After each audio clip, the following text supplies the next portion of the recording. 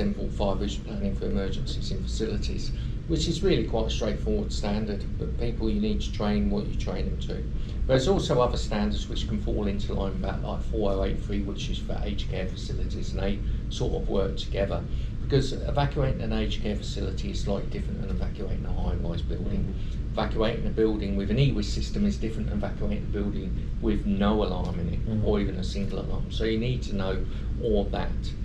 And then you've got AS 1851, which is maintenance of fire protection equipment. So you need to know an element of that. Like AS 1851 goes into evacuation diagrams now. Exactly. So you work in the compliance industry, fire and emergency. You need to have a set of technical skills. That, in my view, that actually brings you to the table in terms of having the knowledge and skills to do the work.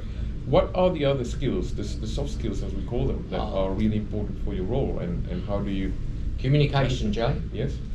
Communication. Now, to me, those soft skills are not something you can learn. Yeah. I can go to Queensland University and learn about fire engineering. I can learn about standards just by reading them, but all these soft skills, like communication, is really a personal thing. I think you either got it or you haven't in life.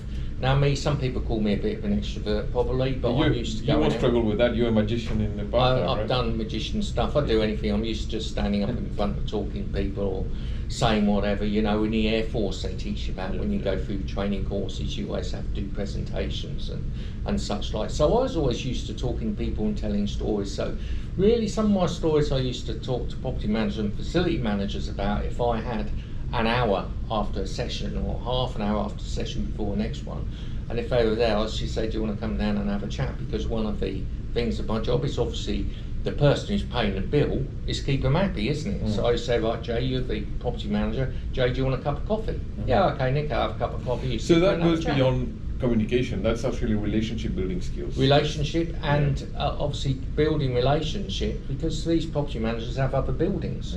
And they can move on. Yes. Everyone moves on. So now you're getting into more of a sales, business development type of soft skills. You know, leadership would probably be the other one that you brought from the armed forces into the role. Very much so, and we're always taught. You know, basically, I hate micromanaging. I can't work anywhere where I've got a micromanager because I'm used to being left, and you get trust to do that job, and I do exactly the same now. In fact, I'll give you an example. Just yesterday or the day before yesterday, we've got this big project going on in the business, and I've got a couple of people working under me on this project. We're all doing the same, we're all mucking in, but I said to one of the people, right, I won't be there on the webinar on Friday or Thursday, whatever it was.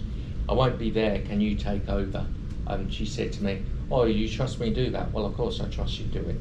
I need to trust you to do it. So it's leadership, that's your delegation, ability to delegate, and to train and coach people. Yeah.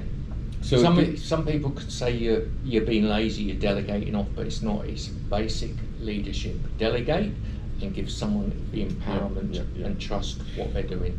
Fascinating, because when you look at the big picture, you know, you've come from the UK. You showed a large amount of resilience. You know, started work as a landscaper, and then walked your way through. Did all these qualifications. Got the job with First 5 Minutes, which is the leader in fire and emergency management in Australia, and then you've spent 20 years with them. And over those 20 years, you've had several roles. Oh, several roles that you know, you put your hand up and were selected to do those roles. The way I look at it is, when you put your set of skills together, your technical skills and your soft skills, you have a really varied toolkit. Yes. And that makes you versatile.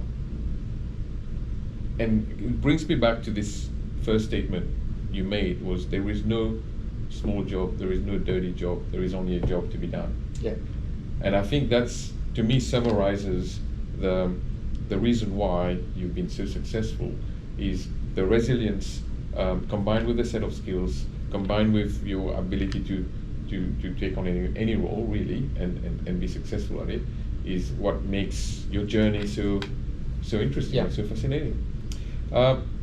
Excellent. I want to get you to start thinking and tell us a bit about your sort of your overview on now, 2025 going forward, what's happening in the fire industry in your world that we need to be aware of?